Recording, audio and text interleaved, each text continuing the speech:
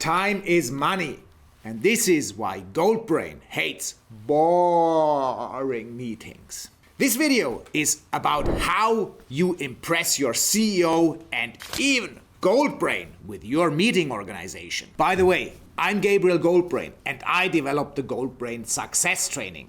This training helps young professionals land a job at McKinsey, BCG and Bain, which are leading management consulting firms where you can expect base salaries of 100,000 US dollar plus straight out of college. If you want to find out more, visit my website www.gabrielgoldbrain.com. Today I will talk about 7 things to consider when you organize a meeting. If you follow these 7 things, you even master the toughest meetings, like meetings with a CEO, meetings with a CFO, board meetings, steering committee meetings, management meetings, easily. So the key to holding a meeting that everyone will love is a good preparation. So prepare your meetings well to impress your colleagues. The meeting preparation may take as long as the meeting itself.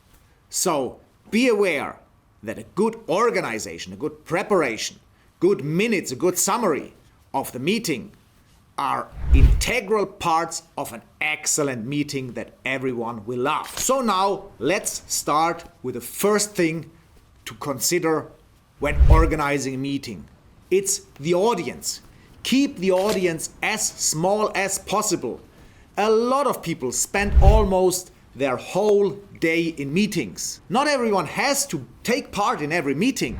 Only the decision makers, the persons that really matter, which will contribute to a meeting. But don't forget, people.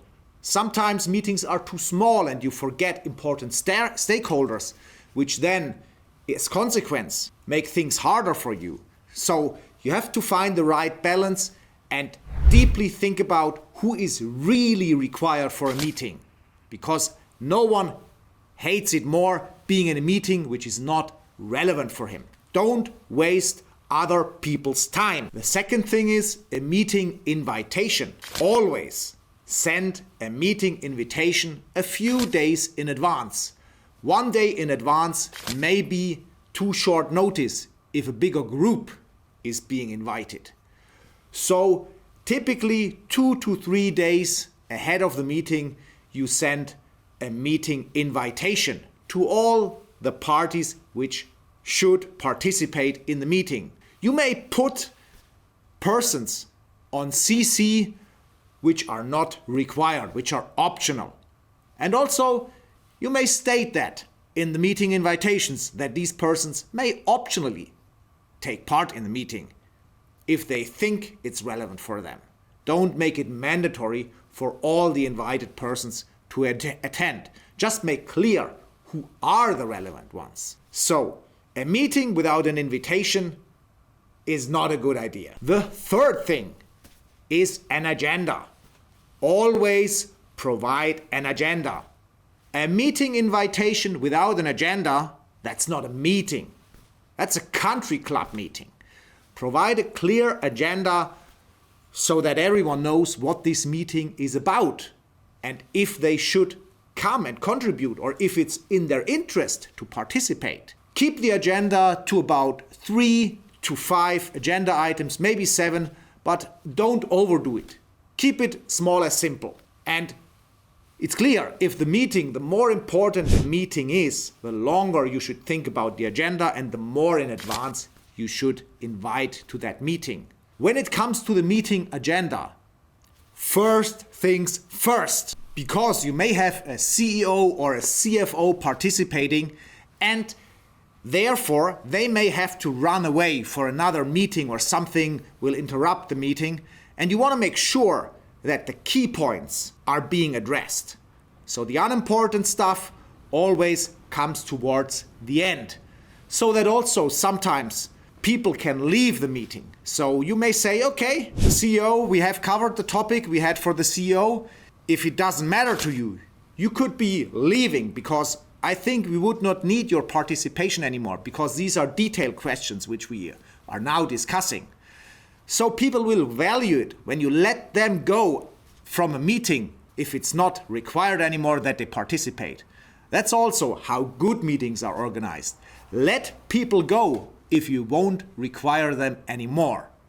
Don't waste people's time with inefficient meetings. Also, another thing which is related to the meeting agenda, always have a meeting agenda point which is about ad hoc items.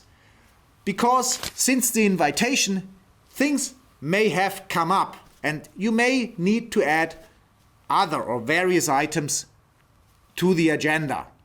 So always ask before the meeting starts if there are other points that need to be covered from the participants' perspective in that meeting. And then think about where you fit it in the agenda. And another thing is always keep track of the agenda. Try to follow the agenda as good as possible and watch the time so that you can identify when some discussions take too much time so that you may need a separate meeting or a smaller group to discuss about the matter. Participants will also honor it when you keep track of the agenda and that you keep track of a proper timing of the agenda items so that everything will be discussed and the meeting follows a good structure.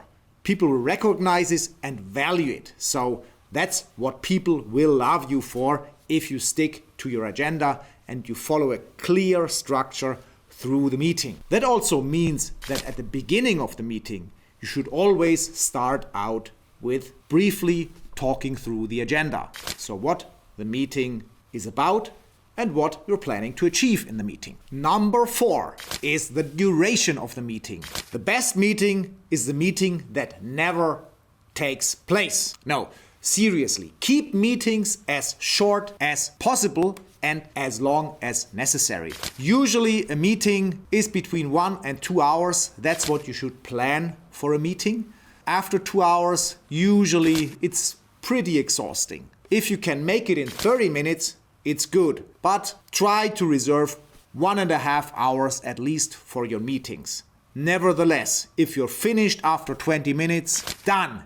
Everyone will love it if you complete the meeting after 20 minutes and everything is covered. Number 5, meeting materials. If you have meeting materials or presentations or documents you're going to discuss during the meeting, attach them to the invitation so that everyone can prepare for the meeting, that they can flip through the presentation before the meeting, and that they have their questions ready for you during the meeting. If you attach the materials to your invitation, also seniors will value it because they may not be able to participate because they're in another meeting. Maybe they're in a less well-organized meeting, and then they can pull up your presentation, flip through it, and say, hey, this is the guy, he did it well. If only that other dude would do it like him. So it's always good for those absent if they have the materials so they can get at least a sense or like 70-80% of what is being discussed and said in the meeting and being presented. Number 6 to consider are the meeting minutes. So once the meeting is over, as an organizer, your work is not over. You got a lot to do. You got to summarize the meeting outcomes in the meeting minutes. The minutes should also include where the meeting took place, when it took place, who was invited, from which company, and even add the title and the position they held. And then also add who was absent and who was present at the meeting of those persons. So everyone knows who was invited to the meeting, who took part, who got the materials. So it's clear that you basically summarize everything of the meeting on a paper. This will take a lot of time, but it should be of high quality. Maybe you will need it in half a year, and then you will have it all there in every detail, and you can pull it out and reference it where you say, listen, at that meeting we took this discussion. The meeting minutes should also include all the to-dos, who is responsible for the deliverables of these to-dos, and deadlines until when these to-dos were promised to be done. Typical meeting minutes are 3 to 4 pages strong. Distribute the meeting minutes to everyone who was on the invitation list. So they can clearly follow the discussion you had during the meeting and see the results which the meeting brought and the decisions which were taken, or maybe even the open points which have not been addressed yet, so that it's pretty clear what was the outcome of the meeting, what are the open items that were discussed and discovered in the meeting.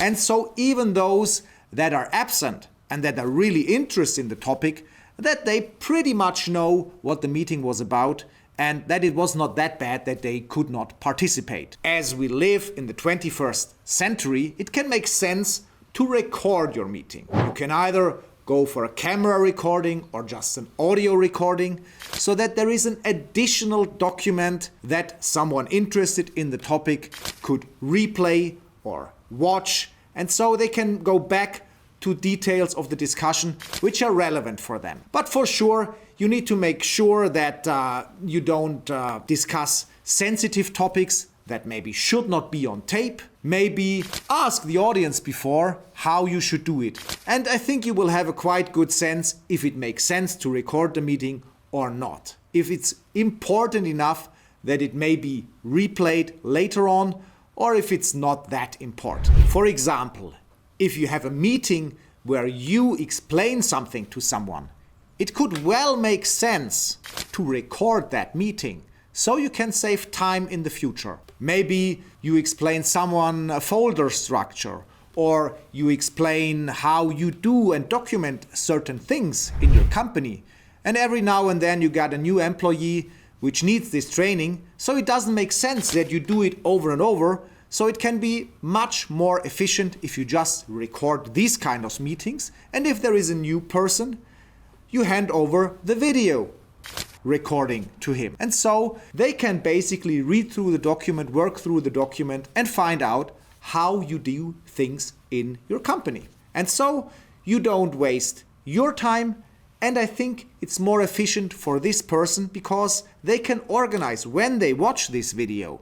So they are more flexible than a physical meeting. So having a recording provides more flexibility than doing a physical meeting. So the final thing to consider is item number 7. This is the summary and the to-do tracking. A good meeting should have a summary email which includes the meeting minutes. In the summary email, just highlight 3 to 7 bullet points where you briefly summarize the outcome and the key decisions taken during the meeting. Attach the meeting minutes so everyone can look into the details. Distribute the meeting minutes to everyone who was invited to the meeting so that everyone has the brief and short summary and may not need to read into the details of the meeting minutes. Include important to-dos and the responsible persons as well as critical deadlines in this summary email. Like in most of my videos,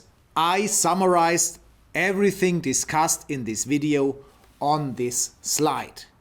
You can download it from my website www.gabrielgoldbrain.com. If you're interested in the lifestyle of a management consultant, watch video 1. If you're interested in how you can sell yourself in the best light, watch video 2 about the SCR method. Subscribe to my channel. Thanks for watching.